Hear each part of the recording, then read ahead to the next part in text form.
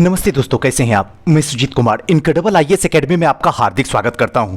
आज का वीडियो जो है ये एनसीईआरटी का महासंग्राम चल रहा है और इस महासंग्राम में हम लोग कक्षा 9 में जो है हम लोग पहला चैप्टर पढ़ रहे हैं जिसको है फ्रांस की क्रांति।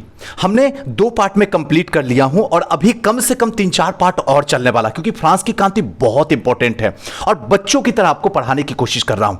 अब आपसे गुजारिश बस इतनी सी है कि इस वीडियो को शुरू से लेकर अंत तक देखिए। इसमें जो चीज बताया जाता है अपने दिल तक ले जाइए और जो भी क्वेश्चन है उसका जवाब हमें जो है पीडीएफ के फॉर्म में जरूर सेंड कीजिए। आप गलती से भी इस वीडियो को स्किप करने की कोशिश मत कीजिए। मैं आपसे गुजारिश करता हूं, इसलिए नहीं कि इससे मुझे फायदा होगा, इसलिए क्योंकि इससे आपके लाखों रुपए बच जाएंगे किसी संस्था में जाने से। सब कुछ आपका यहीं पे हो जाएगा। अगर आपने वीडियो स्किप किया तो गारंटी मैं लिख के दे सकता हूं कि आपकी सक्सेस आपको स्किप कर देगी। आप चाहे लाख कोशिश कर लो।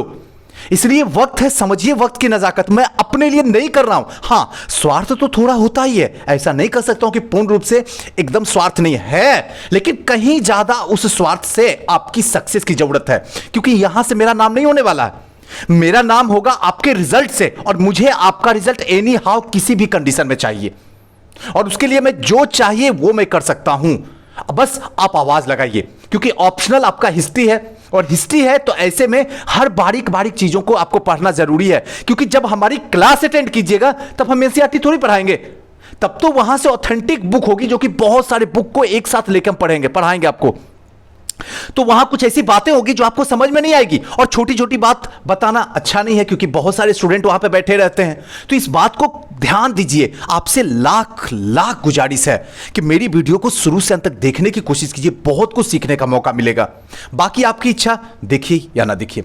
चलिए, वीडियो स्टार्ट करने से पहले अगर अभी तक आप हमारे चैनल को सब्सक्राइब नहीं किए तो सब्सक्राइब कर लीजिए, बेल आइकन पे प्रेस कर लीजिए और ऑल बटन पे क्लिक कर लीजिए। इससे ये होगा मेरा लेटेस्ट से लेटेस्ट वीडियो का अपडेट आपके मोबाइल स्क्रीन पे आता रहेगा। चलिए दोस्तों, आज जो हम लोग पढ़ेंगे वो पढ़ेंगे फ्रांस की संवैधानिक राजतंत्र बन गया।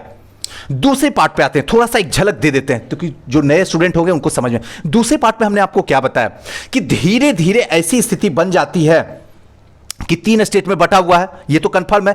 पहला जो है वो किसमें है, तो पहला जो है वो पादरी है, दूसरा जो है सामंत है और तीसरा जो है जिसमें किसान, वकील, शिक्षित वर्ग या फिर मजदूर, नौकर, ये सारे के सारे लोग तीसरे स्टेट में बैठे हुए हैं और सबसे ज्यादा कर इन्हीं को ही देना पड़ता है। ऐसे कंडीशन में क्या होता है, कभी ये सिचुएशन हो जाता है कि अब धीरे धीरे जो है क्रांति जो है पूरा अपना रुख आजमाना शुरू कर देती है, अपनी पृष्ठभूमि पूरे तरीके से तैयार कर लेती है कि अब जो होगा करो या मरो।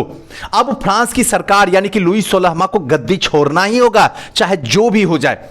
और जब लुई 16वां गद्दी बैठा था तब उसके खजाने पूरी तरीके से खाली था। ऐसे कंडीशन में उस खजाना को भरने के लिए इन्होंने पहले और दूसरे स्टेट में जो थे यानी कि पादरी जो थे और सामंत जो थे, इनसे कर नहीं लिया जाता है। और कर किससे लिया जाता है, तो तीसरे स्टेट में बैठे हुए किसान, मजदूर, शिक्षित वर्ग, नौकर, इन सारे लोगों से कर्ज लिया जाता है। और ऐसे कंडीशन में एकाएक क्या होता है, क्रांति धीरे धीरे जो है पेरिस से फैलते जो है पूरे फ्रांस के गलियों तक चला जाता है। इसी बीच में एक पता चलता है कि जो भी सामंती लोग हैं कुछ ऐसे गुर्गे छोड़ देते हैं जो उसके मतलब क्या मारने वाले, जो मतलब अपने जो बॉडीगार्ड जो कहें, अगर इंग्लिश में तो समझ में आ रहा होगा, संरक्षक जो है उसको जो है गांव में छोड़ देते हैं कि गांव की सारी फसल को क्या करो, नष्ट कर दो। अब गांव वाले को यह बात पता चल जाता है कि सामंती जो है इस तरीके से छोड़ने वाले हैं। उन्हें कुदाल, भरछी, भाला, लाठी, डंडे जो होता है उसको लेकर सब लोग तैयार होते हैं गांव वाले। और पास में ही जो है एक बिल्डिंग होता है, एक कहे तो एक किला होता है जिसपे हमला बोल दिया जाता है और उसको लूट लिया जाता है। लूटने के बाद स्थिति बहुत भयावह हो जाती है। अब समझ में आ जाता है फ्रांस की सरकार को, सम्राट को, कि स्थिति हमारे हाथ से जा रही है। तो ऐसे स्थिति में कानून बनाना बेहद जरूरी हो गया था कि सबको समान रूप से देखा जाए। और यही समान रूप से नहीं देखने की ही वजह से वहां से तीसरे स्टेट वाले टेनिस कोर्ट में जाके एक तरीके से क्या हुए, हमारी सरकार है, हमारी अलग सरकार है, और यही सब मुद्दा बनना शुरू हुआ। उसके बाद धीरे धीरे कानून के रूप में परिणत होना शुरू हो गया। अब जो है चाहे पादरी हो, सामंत हो या फिर तीसरे स्टेट में बैठे हो किसान, मजदूर, बुजुर्गा वर्ग हो, ये सारे लोग जो हैं सबको समान अधिकार हो गया। अब जो सामंती थे और जो पादरी थे, इनको जो अधिकार एक्स्ट्रा मिला हुआ था, सारे अधिकार इनसे छीन लिए गए। और कहा जाता है जब पादरी से यह अधिकार छीना गया था तो उस टाइम कम से कम 20 अरब लिब्रे संपत्ति का जो है सरकार के हाथ में आ गई थी। समझ लीजिए कि पादरी कितना करोड़ अरब रुपए जो है वहां की जो है मुद्रा है, लिब्रे फ्रांस की, ध्यान रखिएगा, इतना मुद्रा जो है अपने पास में जो है संरक्षित करके रखी हुई थी। अब फ्रांस जो है संवैधानिक राजतंत्र बन जाता है। चलिए अब यहां से कहानी हम लोग क्या करेंगे, शुरुआत करेंगे। अब पूरी तरीके से फ्रांस में संवैधानिक राजतंत्र बन गया है। कहानी फिर से शुरू होती है। नेशनल असेंबली सन 1791 में संविधान के प्रारूप को क्या करता है, तैयार कर लेता। कौन, तो नेशनल असेंबली। क्लियर हो गया। इसका मुख्य उद्देश्य था कि सम्राट की शक्तियों को क्या करना है, सीमित करना है और एक व्यक्ति के हाथ में केंद्रीकृत होने के बजाय अब इन शक्तियों को विभिन्न संस्था, विधायिका, कार्यपालिका, न्यायपालिका में विभाजित और हस्तांतरित कर दिया जाए। और इस प्रकार फ्रांस में संवैधानिक राजतंत्र की नींव पड़ती है, जो कि चित्र 7 में दिखता। कहने का मतलब यह कि नेशनल असेंबली 1791 में एक संविधान का प्रारूप को जो है पूरा कर लेता है। अब इसका मुख्य उद्देश्य जो एम होता कि किसी भी हालत में सम्राट की जो शक्ति है वो क्या है, उसके हाथ में जो है सीमित नहीं रखना है। वो जो शक्ति है एक व्यक्ति के हाथ में केंद्रीकृत ना होने के बजाय इसको हम विधायिका में, कार्यपालिका में और न्यायपालिका में जो है विभाजित कर देते हैं शक्ति को। और उसके बाद संवैधानिक राजतंत्र की फ्रांस में नींव पड़ जाती है। अब थोड़ा सा इस फिगर को देख लेते हैं। फिगर देखने के बाद आपको समझ में आ जाएगा। सबसे पहले साधारण भाषा में आपको समझाते हैं। विधायिका मत का मतलब क्या होता है, विधायिका जो है कानून बनाता है, क्लियर से ध्यान से समझिएगा। कार्यपालिका जो है उसको लागू करता है और न्यायपालिका जो है उसको न्याय दिलवाता है। ये चीज तो एकदम आसानी से समझ में आ रहा होगा। अब देखिए इस फिगर में देखिए, न्यायाधीश जो होता है वो क्या करता है, ये लोगों के साथ में क्या होता है, जुड़ता है। सम्राट और मंत्री ये दोनों के दोनों, पहले सम्राट का जो है क्या होता था, पूरे तरीके से जो है हस्तांतरित किया, यानी ताकत जो होती थी विधायिका पे होती, नेशनल असेंबली पे होती थी। किसका ताकत होती थी, सम्राट की। अब ये सम्राट की ताकत नेशनल असेंबली पे नहीं होगी, जबकि नेशनल असेंबली नियंत्रित किसको करेगा, सम्राट को करेगा और मंत्री को करेगा। दोनों को अब नेशनल असेंबली करेगा। पहले क्या होता था कि सम्राट जो है नेशनल असेंबली को क्या करता था, नियंत्रित करता था, लेकिन जब कानून बन गया अब नियंत्रित ये करेंगे। अब यहां पे क्या होंगे, जो लोग होंगे निर्वाचक को वोट देंगे, वोट से जो जीतेंगे वो कहां पहुंचेंगे, नेशनल असेंबली पहुंचेंगे। यही था पूरा का पूरा स्ट्रक्चर। क्लियर हो रहा होगा समझ में। अब आगे की ओर चलते हैं। 1791 के संविधान के कानून बनाने के अधिकार नेशनल असेंबली को सौंप दिया गया कि भाई नेशनल असेंबली तुम जो है इसको कानून बनाना शुरू कर दो। यानी कि यहां पे देखिए नेशनल असेंबली के पास में, ये देखिए नेशनल असेंबली को अब हम विधायिका भी बोलेंगे तो समझ लीजिएगा। नेशनल असेंबली इसी बोलते चलेंगे, विधायिका छोड़ दीजिए, कोशिश करें नेशनल असेंबली, तो ये विधायिका ही इसी को कहते हैं। नेशनल असेंबली को क्या किया, 1791 में ये अधिकार दे दिया कि आप जो है कानून बनाना शुरू कर दीजिए। उसके बाद नेशनल असेंबली ने अप्रत्यक्ष रूप से चुनी जाती थी। पहले जो है अप्रत्यक्ष रूप से चुनी जाती थी, प्रत्यक्ष रूप से नहीं। सर्वप्रथम नागरिक और निर्वाचन समूह का चुनाव करते थे। नागरिक और निर्वाचन जो समूह होता था उसका चुनाव होता था, जो पुनः असेंबली के सदस्य को चुनते थे। और सभी नागरिकों को मतदान का अधिकार नहीं था। पहले जो है सभी नागरिक का मतदान का अधिकार नहीं था। 25 वर्ष से अधिक उम्र वाले केवल वैसे पुरुष को ही सक्रिय नागरिक जिन्हें मत देने का अधिकार था का दर्जा दिया गया था, जो कम से कम 3 दिन तक की मजदूरी जो है बराबर कर चुकाते थे। और शेष पुरुष और महिलाओं को निष्क्रिय नागरिक के रूप में जो है वर्गीकृत किया गया था। निर्वाचक की योग्यता प्राप्त करने तथा असेंबली के सदस्य होने के लिए लोगों के करदाता के उच्चतम श्रेणी का में होना बेहद जरूरी था। कहने का मतलब देखिए किस तरीके से था पहले, जब कानून नहीं था फ्रांस में, तो पहले क्या होता था कि यहां पे जो है नागरिक और निर्वाचन समूह का चुनाव करते थे। सर्वप्रथम जो है नागरिक एक निर्वाचन समूह का चुनाव करता था। जो भी नागरिक है निर्वाचन समूह का चुनाव करता था, जो पुनः जो है असेंबली के सदस्य को चुने जाते थे। और सभी नागरिक को मतदान देने का उस समय अधिकार नहीं था। उस समय वही अधिकार मतदान दे सकते थे जो 25 साल से अधिक उम्र के हैं तथा जिन्हें जो है कम से कम 3 दिन की मजदूरी के बराबर कर चुकाते हैं। जो 3 दिन की मजदूरी होती है उतना कर जो है फ्रांस की सरकार को चुका रहे हैं, वही लोग जो है वोट देंगे। क्लियर हो रहा है ना। 3 दिन का मतलब नहीं, मतलब 3 दिन का जितनी मजदूरी होती थी उस टाइम में 1791 से पहले, उतने रुपए का कर्ज वो हर महीने अदा करते जा रहे हैं या साल अदा करते जा रहे हैं। कर तो एक तरीके से अगर देखा तो साल में दिया जाता है, उतना कर जो है दे रहे हो। एक लिमिट बांध दिया जाता था। तो उतना कर जो है अगर वो दे रहे हैं तो इसका मतलब है वोट देने का अधिकार है। अब यहां के बाद पुरुष और महिलाओं को जो है निष्क्रिय नागरिक के रूप में वर्गीकृत किया गया था। निर्वाचक योग्यता प्राप्त करने वाले असेंबली, जो निर्वाचक योग्यता प्राप्त करने वाले असेंबली होते थे, वो लोगों के करदाता का उज्जवल श्रेणी में होना जरूरी था और उनका कर जो होता था वो जो है उच्चतम श्रेणी का होना बहुत जरूरी था। चलिए नेक्स्ट आते हैं आगे। संविधान पुरुष एवं नागरिक अधिकार घोषणा पत्र के साथ शुरू हुआ था। संविधान जो होता था वो पुरुष और नागरिक अधिकार घोषणा पत्र के साथ शुरू हुआ था। जीवन के अधिकार, अभिव्यक्ति की स्वतंत्रता के अधिकार, उसके साथ साथ में कानूनी बराबरी का अधिकार, नैसर्गिक एवं अहरणीय का अधिकार के रूप में स्थापित किया गया था। अर्थात ये अधिकार प्रत्येक व्यक्ति को जन्म प्राप्त थे, जन्म से ही प्राप्त थे और इन अधिकारों को छीना नहीं जा सकता है। राज्य का यह कर्तव्य माना गया था कि वह प्रत्येक नागरिक के जो है नैसर्गिक जो है अधिकार की रक्षा करे। ये जो है वहां के जो है राज्य का ये अधिकार होता था कि वो जो है उनकी नागरिक की नैसर्गिक अधिकार की रक्षा कर सके। बस यहीं तक है। अब यहां के बाद आगे चलिए, ये सब देखने की कोई जरूरत नहीं है। चलिए तीसरे नंबर पर आते हैं। अब क्या हुआ, फ्रांस में राजतंत्र का उन्मूलन और गणतंत्र की स्थापना हुई। अब जो है फ्रांस के राजतंत्र का समाप्ति होती है और गणतंत्र की क्या हो जाती है, स्थापना शुरू होती है। अब यहां के बाद कहानी अपने रूप से मूव कर लेगी। अभी तक आपको इस तरीके से बताया किस तरीके से लोगों को जो है अपना अधिकार मिलना शुरू हुआ।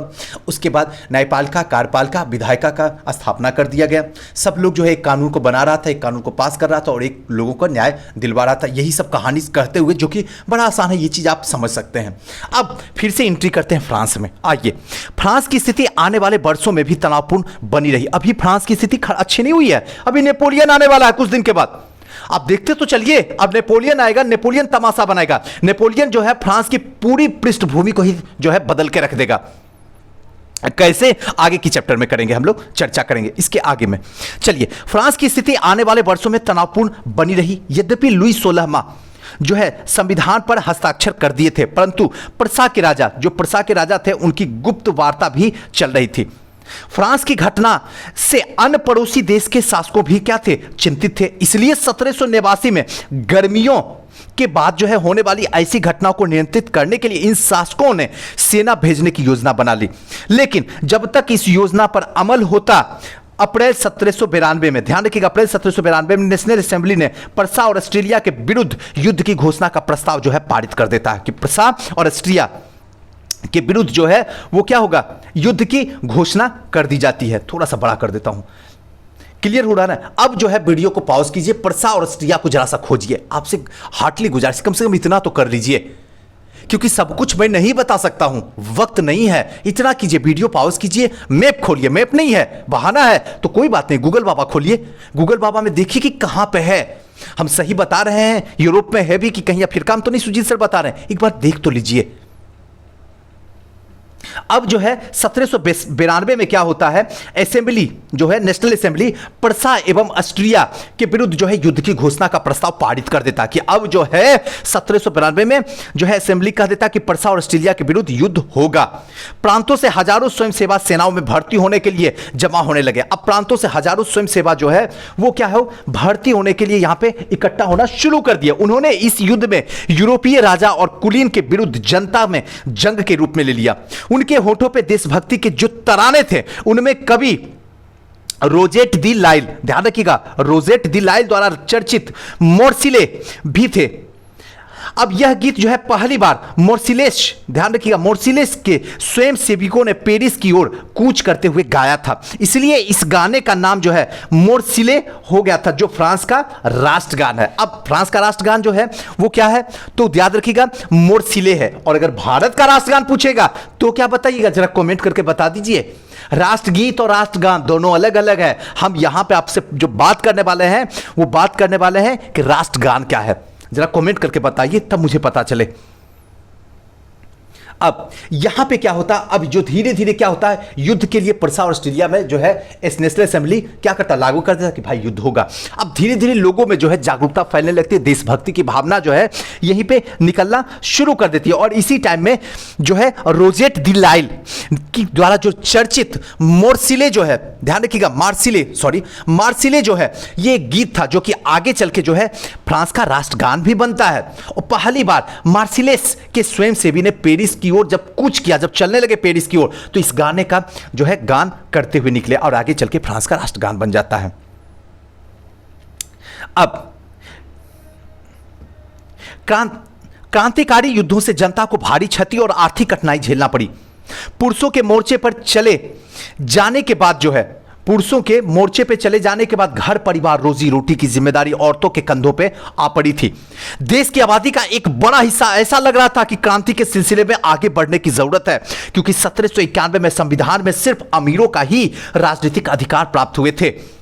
इसलिए राजनीतिक क्लबों में अड्डा जमाकर सरकारी नीति और अपने कार्य योजना पर बहस करते थे। इनमें जैकोबियन क्लब बहुत इंपॉर्टेंट है, क्वेश्चन पूछता है यहां से हमेशा। जैकोबियन क्लब जो है सबसे सफल था, जिसका नाम पेरिस के भूतपूर्व कॉन्वेंट ऑफ सेंट जेकब के नाम से पड़ा था, जैकोबियन क्लब। अब अगर मैं यहां से क्वेश्चन पूछूं कि जैकोबियन क्लब में भारत के कौन से लोग जो है जुड़े थे, तो आप क्या बताइएगा, जरा कमेंट करके मुझे बता दीजिए तब मैं जानूं। क्लियर? चलिए जरा बताइएगा कमेंट करके, उसके बाद मैं आपको बताऊंगा। कॉन्वेंट ऑफ जेकब के नाम पे जैकोबियन क्लब पड़ा था नाम, जो अब इस राजनीतिक समूह का क्या बन गया था, एक अड्डा बन गया था। इस पूरी विधि में महिलाओं भी सक्रिय थे, जिन्होंने अपने क्लब को बना लिए थे। और इस अध्याय के खंड जब 4 पढ़ेंगे तो उसमें अपनी गतिविधियों की मांग के बारे में जानेंगे, महिलाएं क्या मांग करी। अब यहां स्थिति क्या हो गया कि जितने भी पुरुष थे सारे के सारे युद्ध करने के लिए चल देते हैं। अब सारी जिम्मेदारियां, चाहे वो आर्थिक हो, सामाजिक हो, सब कुछ की स्थितियां जो है किस पे पड़ी जाती है, तो महिलाओं के कंधों पे पड़ जाती है। अब ऐसे स्थिति में अगर आप युद्ध करने चले गए तो घर में कैसे कारोबार चलेगा, कैसे चूल्हा जलेगा? अब इसका तो क्वेश्चन पूछना पड़ेगा ना, क्योंकि स्थिति क्या है, बड़ी भयावह है। उस टाइम जब 1792 तक राजनीति में सिर्फ अमीर लोगों का ही वर्चस्व बना हुआ था। ऐसे कंडीशन में एक क्लब का निर्माण होता है जिसका नाम होता है जैकोबियन क्लब, जो कि पूरी तरीके से सफल होता है, जो कि पेरिस के पूर्व कॉन्वेंट ऑफ सेंट जेकब के नाम से पड़ता है। और यह एक राजनीति का सबसे बड़ा अड्डा बनता है, जिसमें महिलाएं भी सक्रिय थी और उन्होंने अपने क्लब अच्छे तरीके से बना लेती है। अब आगे क्लियर हो रहा ना? जहां समझ में नहीं आए प्लीज आप कमेंट कीजिए, या तो मेरे नंबर लिख लीजिए 7667754771। जो भी प्रॉब्लम हो आप मुझे शेयर कीजिए कि सर आप जो पढ़ा रहे हैं ऐसे से नहीं होगा, इसको इस तरीके से पढ़ाइए। आप सजेशन दीजिए, हम आपके सजेशन का इंतजार करते हैं। आप दीजिए ना, या आपको अच्छा लग रहा तो आप अपने दिल की बात बताइए। क्या आपको फायदा हो रहा है? पहले से क्या कुछ परिवर्तन हो रहा है? पहले से क्या आशाएं जग रही है, विश्वास जग रहा है कि इस बार पक्के तरीके से सिलेक्शन लेंगे? हो रहा है ऐसा, तो इसका मतलब है सही ट्रैक पे दौड़ रहे हैं। और अगर ऐसा नहीं हो रहा तो रुकिए, हमसे पूछिए आपकी प्रॉब्लम क्या है, शेयर कीजिए, हम उसका सॉल्यूशन करेंगे। चलिए अब आते हैं फिर से। जैकोबियन क्लब के सदस्य मुख्यतः समाज के कम समृद्ध हिस्से से आते थे। इसमें छोटे दुकानदार, कारीगर जैसे जूता बनाने वाले, पेस्ट्री बनाने वाले, घड़ी साथ छपाई वाले करने वाले, नौकर, दिहाड़ी मजदूर शामिल थे। और इनका नेता जो था वो मैक्स मिलियन रोबोस्पियर थे। इसके जो नेता थे वो कौन थे? मैक्स मिलियन रोबोस्पियर थे। जैकोबियन के एक बड़े वर्ग ने गोदी कामगार की तरह जो है धारीदार लंबी जो है पतलून बनाने का निर्णय लिया। ऐसा उन्होंने समाज के फैशन प्रस्त वर्ग, खास तौर पर घुटने तक पहनने वाले ब्रिसेस यानी कि घुटन्ना पहनने वाले कुलीनों को खुद को अलग करने के लिए किया। और यह ब्रिचेस, ध्यान रखिएगा, ब्रिचेस जो है पहनने वाले कुलीन की सत्ता समाप्त करने का ऐलान का एक तरीका था। अब जैकोबियन क्लब जब बना, क्लियर हो गया, जैकोबियन क्लब तो क्या था, सफल था। जैकोबियन क्लब में महिलाएं पुरुष दोनों पार्टिसिपेट की, दोनों भाग ने ली। लेकिन इसमें समाज के जो समृद्ध हिस्से से आते थे, जो मुख्य जैसे छोटे दुकानदार हुए, कारीगर हुए, जूता बनाने वाले हुए, पेस्ट्रीज बनाने वाले हुए, घड़ी साज हुए, दिहाड़ी मजदूर हुए, ये सब जो है इसमें क्या होता था, मुख्य रूप से इसके सदस्य बने हुए थे। और इसके नेता जो थे बहुत इंपॉर्टेंट है, कई बार क्वेश्चन पूछा जा चुका है, इसके नेता जो थे वो मैक्सिमिलियन रोबेस्पियर थे। ठीक है ना, इन लोगों के नेता मैक्सिमिलियन रोबेस्पियर थे। अब जैकोबियन ने एक बड़े वर्ग के गोदी कामगार धारदार वाले लंबे पतलून बनाने का निर्णय किया। अब क्या हुआ, समाज से अलग दिखने के लिए। अब एक चीज यहां पे रोक के आपको बताता हूं कि जितने भी नेता हैं, माफ करना थोड़ी सी कड़वी है लेकिन दिल की बात है, जितने भी नेता हैं सबके सब आप देखोगे सफेद कपड़ा, सफेद टोपी पहनते हैं, सबके सब। अगर 99% को देखो, कुछ लोग को छोड़ दो तो अलग बात है, 99.9% जो नेता हैं वो सफेद कपड़ा पहनते हैं। अलग बात है जो है काला कुकर्म करते हैं, लेकिन फिर भी दुनिया को दिखाने के लिए सफेद कपड़ा वो पहन के रखते हैं। वही चीज दिखाने के लिए, इसको हटाने के लिए क्या किया, तो अलग सामंतों को अलग दिखाने के लिए इन्होंने अलग तरीके से ड्रेस जो है बनवाया, लंबे पतलून टाइप का बनाया, जिसको कहते थे ब्रिचेस पहनने वाले, जो कुलीनों की सत्ता को जो है समाप्त करने का ऐलान कर दिया था। उनका तरीका था कि किसी भी तरीके से कुलीनों की सत्ता जो है ये क्या किया जाए, पूरे तरीके से समाप्त किया जाए। वैसे ही जब आज के टाइम में अगर देखा जाए तो फॉर एग्जांपल थोड़ी सी डेमो से कि भाई स्थिति बद से बदतर बिहार की हो गई। यही वो बौद्ध की भूमि है जहां पे कभी जो है नालंदा यूनिवर्सिटी हुआ करती थी, जो शिक्षा के लिए पूरी दुनिया का सिरमौर था, और आज शिक्षा के लिए हम सबसे नीचे पायदान पे खड़े हैं, हिंदुस्तान के सबसे नीचे पायदान पे हैं, दुनिया का तो पता नहीं, भगवान मालिक है। आखिर इसकी वजह क्या था, यही सारे नेताओं के आने की वजह से हुआ। अब इन नेताओं को क्या करना है, किसी भी हालत में उखाड़ के फेंक देना है। तो सेम कंडीशन यहां भी वही कहानी है, जो जोड़ने में आप आसानी से समझ सकते हैं। अगर बीपीएससी दे रहे हैं तो थोड़ा सा जोड़ सकते हैं, लेकिन खैर चलिए आगे आते हैं।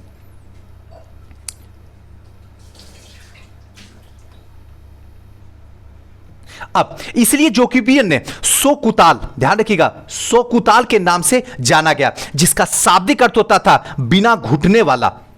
सोकुताल का मतलब बिना घुटने वाला। सोकुताल पुरुष लाल रंग की टोपी भी पहनते थे, जो स्वतंत्रता का प्रतीक था। लाल रंग का टोपी जो था ये मतलब प्रतीक बन गया था कि ये जो है स्वतंत्रता का प्रतीक है। लेकिन अभी नेता जो उजला रंग का टोपी पहनते हैं, ये क्या चीज का प्रतीक है, कि हमारे काले कुकर्म का प्रतीक है। नेता खुद बताते हैं उजला जो है टोपी पहन के, ये हमारी तरीके से था। ऐसा नहीं है, वो तो अपने आप को सब समझते हैं और अपने आप को बताते भी है। लेकिन हम लोग 21वीं सदी में सारे के सारे लोग समझदार हो गए, अब इनके कुकर्म अच्छे तरीके से समझ में आ जाता है। कुछ लोग जो है भक्त बने हुए, उनकी बात छोड़ दीजिए। चलिए, लेकिन महिलाएं ऐसा करने की अनुमति नहीं थी, और महिलाओं को ऐसा करने की अनुमति नहीं थी कि आप इस तरीके से कीजिए। मतलब क्या है, बिना घुटने वाला जो है ये लोग पहनना शुरू किए, जिसको सोकुताल कहा जाता था। और इनका जो टोपी होता था वो लाल रंग की टोपी होता था, जो ये प्रतीक बनाता था कि स्वतंत्रता का ये प्रतीक है। अब थोड़ा सा देख लेते हैं,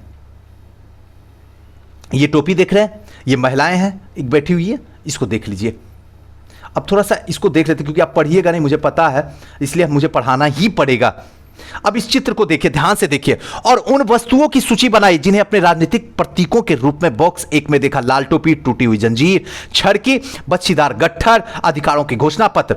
उसके बाद पिरामिड समानता का प्रतीक है, जिसे अक्सर एक त्रिभुज के रूप में दिखाया जाता। पिरामिड, ध्यान रखिएगा, पिरामिड जो है अक्सर जो है त्रिभुज के रूप में दिखाया जाता है, जो कि क्या चीज का प्रतीक है, अक्सर ये जो है समानता का प्रतीक है। यहां पे जो होते थे उस टाइम में, अगर देखा था, त्रिभुज 3 भागों में जो बटा होता था, यहां पे पादरी होते थे, यहां पे सामंत होते थे, और यहां पे जो होता था वो कौन होते थे, जो आपके किसान, मजदूर, शिक्षित वर्ग, वकील, ये सब इस तीसरे स्टेट में आते थे। क्लियर? चलिए अब आते हैं आगे की कहानी। एक सेकेंड, थोड़ा सा सॉरी, बस पानी पीने। चलिए अब आते हैं 1792 की गर्मियों में जैकोबियन ने खाद्य पदार्थों की महंगाई एवं अभाव से नाराज पेरिस वासियों को लेकर एक विशाल हिंसक विद्रोह की योजना बनाए।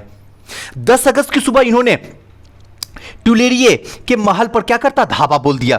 राजा के संरक्षकों को क्या कर देता है, मार डालता, और खुद राजा को कई घंटों तक बंधक बनाए रखा। बाद में असेंबली ने शाही परिवार को जेल में डाल देने का प्रस्ताव जो है पारित किया। नए चुनाव कराए गए और 21 वर्ष से अधिक उम्र वाले सभी पुरुष, चाहे उनके पास संपत्ति हो या ना हो, मतदान का अधिकार दिया गया। अब देखिए कहानी कैसे मुड़ रही है, एकदम ध्यान से सुनिए। 1792 का टाइम है, और मैं हमेशा आपसे हाथ जोड़ के विनती करता हूं, मैं आपसे बड़ा भी हूं, लेकिन आपकी सफलता की आपसे ज्यादा परवाह मुझे है क्योंकि मेरा नाम तभी होगा जब आपकी सफलता होगा, और आपका नाम जमाने में तब होगा जब आप सफल कीजिएगा, वरना आपसी पहचान पूछेगा तो आपको नाम बताना पड़ेगा। कर्म ऐसा कीजिए ना कि आपको कहीं पे अपना इंट्रोडक्शन देना ही ना पड़े, बल्कि आप जहां पे खड़े हो लोगों को इंट्रोडक्शन समझ में आ जाए कि आप हैं। और इसके लिए आपको तपना होगा, जलना होगा, पसीना बहाना होगा। तो प्लीज बात को समझिए। चलिए अब आते हैं, आप फील कीजिए, जब हिस्ट्री पढ़ रहे हैं ना तो अपने आप को जो है सीधे 1792 में ले आइए। 1792 अगर कहे तो हम क्या कर सकते हैं, 18वीं सदी के उत्तरार्ध में।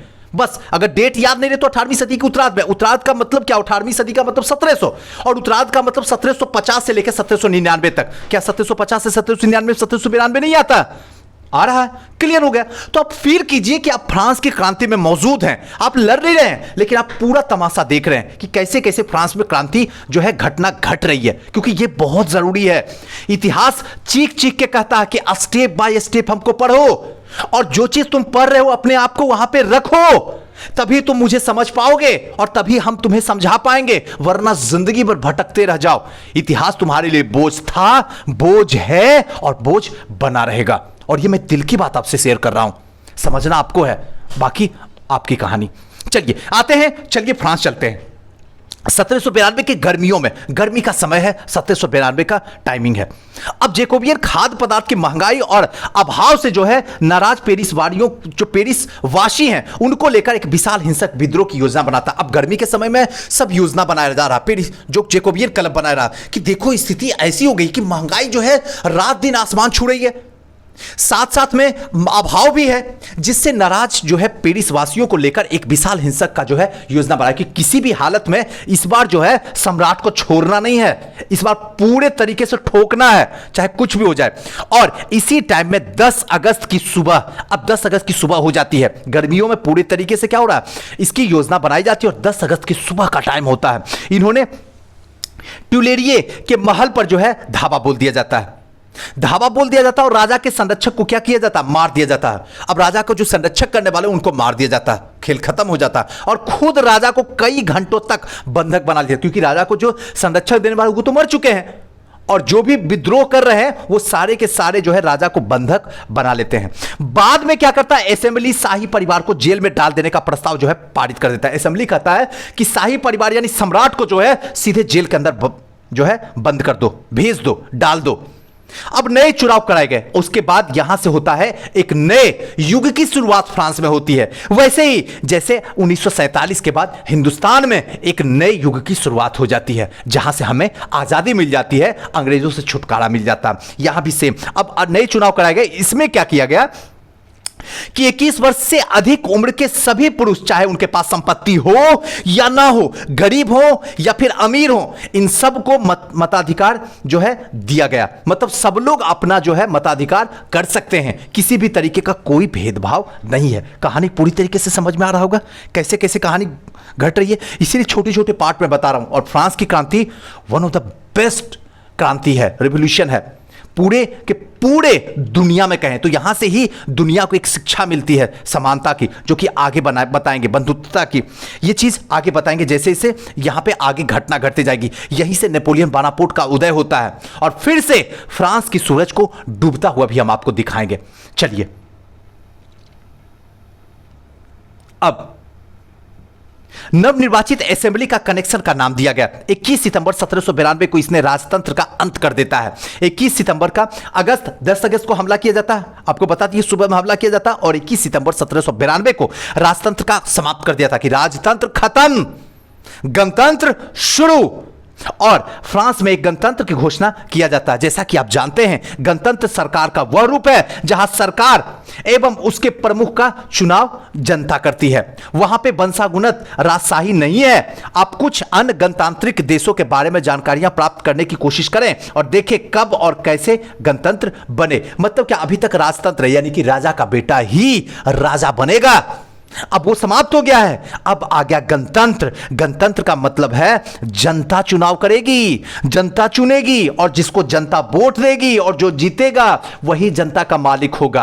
अब राजा का बेटा राजा नहीं बनेगा। चलिए अब आते हैं आगे। अब यहां के बाद क्या होता है, अब लुई 16वां एकदम ध्यान से सुनिएगा, लुई सोलहमा को न्यायालय के द्वारा जो है देशद्रोह का आरोप लगाकर मौत की सजा सुना दी गई। लुई सोलहमा को देशद्रोह का आरोप लगा गया, मौत की सजा लिख दी गई। और 21 जनवरी 1793 को प्लेस डी लॉ कॉनकॉर्ड में, ध्यान रखिएगा, प्लेस डी लॉ कॉनकॉर्ड में उसे सार्वजनिक रूप से जो है फांसी दे दी जाती है लुई सोलहमा को, क्योंकि ये देशद्रोह का आरोप इस पे लग जाता है। और जल्द ही रानी जो है मेरी, ऐसे उनको मेरी बोला जाता है लेकिन इनका नाम था मेरी एंतोतनेत, का भी वही हश्र हुआ। और फिर रानी जो उनकी थी, मतलब पत्नी थी, उनका भी यही हश्र होता है। आतंक राज, इसको भी देख लेते हैं। आज जो है महिलाओं तक पहुंच जाते हैं, वहां के बाद छोड़ देंगे।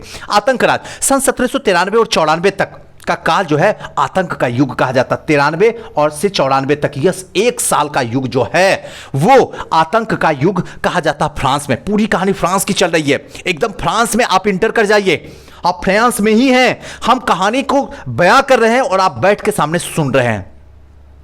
रोबेस्पियर के नियंत्रण एवं दंड की सख्त नीति अपनाई गई, नियंत्रण एवं दंड की सख्त नीति अपनाई गई। और उसके हिसाब से गणतंत्र के जो भी शत्रु थे, कुलीन और पादरी और अन्य राजनीतिक दलों के सदस्य, उनके कार्यशैली से जो है और सहमियत रखने वाले पार्टी सदस्य, उन सभी को गिरफ्तार करके जेल में डाल दिया गया और क्रांतिकारी न्यायालय के द्वारा उन पर मुकदमा चलाया गया।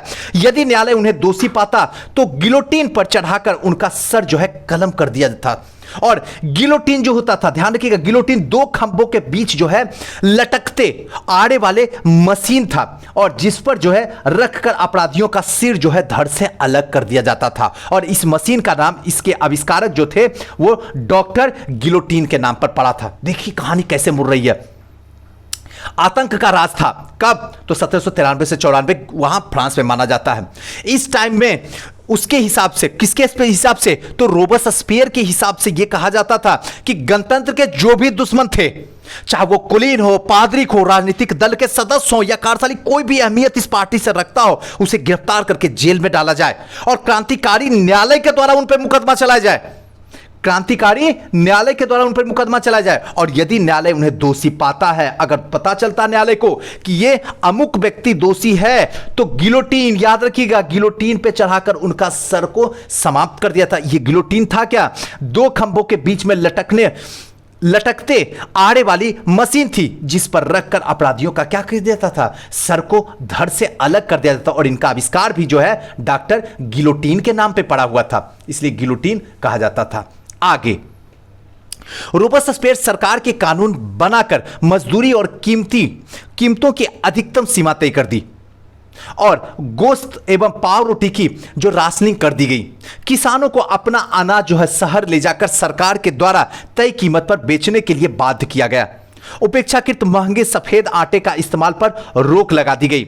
सभी नागरिक के लिए साबुत गेहूं से बना और बराबर का प्रतीक माने जाने वाला समता रोटी खाना अनिवार्य कर दिया गया। बोलचाल और संबोधन में भी बराबरी का आचार विचार लागू करने की कोशिश की गई।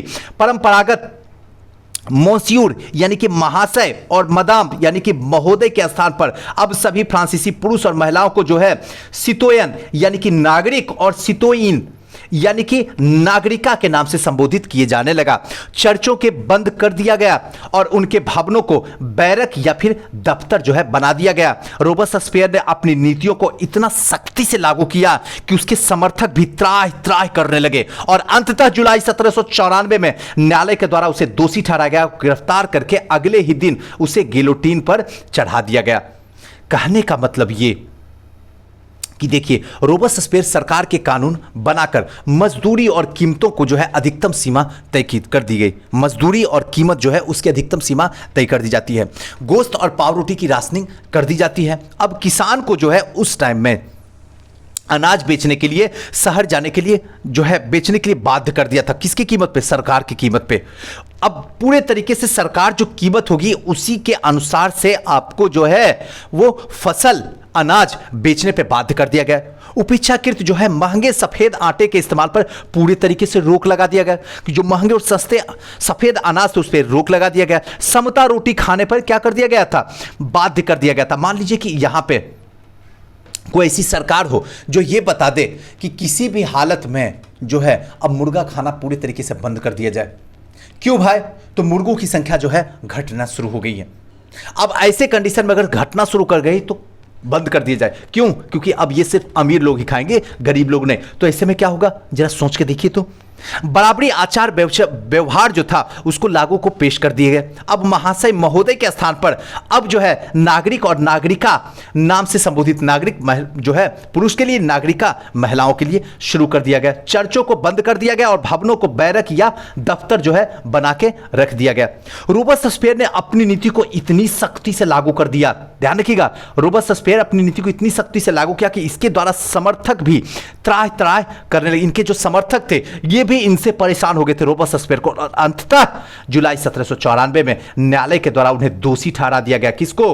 तो रोबेस्पियर को, और गिरफ्तार करके अगले ही दिन गिलोटीन पे चढ़ा दिया गया था। गिलोटीन वहीं सर को धड़ से अलग कर देना। अब यहां पे जो है रोबेस्पियर की कहानी समाप्त हो जाती है। और अब जो है यहां पे देखिए,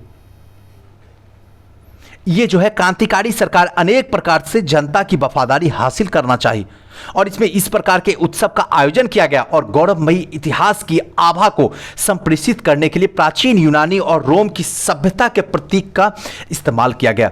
मंच के बीचों बीच जो बने पायों हैं उस पर टिका हुआ क्लासिकल मंडप अस्थायी सामग्री पर बना हुआ था, जब जिसे चाहे तोड़ा जा सकता है। इसी को देख लीजिए। अब थोड़ा सा इसको बताते हैं। डायरेक्टरी शासित फ्रांस, ये क्या था? जैकोबियन सरकार के पतन के बाद, अब जैकोबियन सरकार का क्या होता? पतन हो जाता है। मध्य वर्ग में संपन्न तबके के पास सत्ता आ जाती है। अब ये सीधे क्या होता? जैकोबियन का पतन होता है और मध्य वर्ग में सत्ता आ जाती है। नए संविधान के तहत संपत्तिहीन तबके का मताधिकार से वंचित कर दिया गया, और नए संविधान जब आया तो उसमें जो संपत्तिहीन तबके थे उनको मताधिकार से फिर से वंचित कर दिया गया। और इस संविधान में दो चुनी गई जो विधान परिषद है उसका प्रावधान किया गया, और इन परिषद ने 5 सदस्यों वाले कार्यपालिका डायरेक्टरी को नियुक्त किया गया। और इस प्रावधान के जरिए जैकोबियन के शासन काल वाली एक जो व्यक्ति केंद्रित कार्यपालिका से जो है बचने की कोशिश की गई, लेकिन डायरेक्टरी की झगड़ा अक्सर विधान परिषद से होता और परिषद उन्हें बर्खास्त करने की चेष्टा करती। डायरेक्टरी की राजनीतिक अस्थिरता, सैनिक तानाशाह और नेपोलियन बोनापार्ट के उदय का मार्ग जो है प्रशस्त कर दिया था। सरकार के स्वरूप में सभी परिवर्तन के द्वारा स्वतंत्रता, विधि सम्मत और समानता और बंधुत्व प्रेरक आदर्श बने रहे, और इन मूल्यों को आगामी सदी में न सिर्फ फ्रांस बल्कि पूरे के पूरे यूरोप में राजनीतिक आंदोलन को भी प्रेरित किया। यहां के बाद क्या होता? जैकोबियन सरकार का पतन होना शुरू हो जाता। उसके बाद पतन जब शुरू हो जाता है तो समाप्ति हो जाता है। उसके बाद मध्य वर्ग का जो है उभार आना शुरू हो जाता है। यहां के बाद जो सत्ताहीन तबके के मताधिकार को वंचित, जो सत्ताहीन है, ध्यान रखिएगा, जो सत्ता नहीं, संपत्तिहीन है, गलती हो गई, संपत्ति, जिनके पास कुछ भी संपत्ति नहीं, उनको मताधिकार से क्या कर दिया गया? पूरी तरीके से अलग कर दिया गया।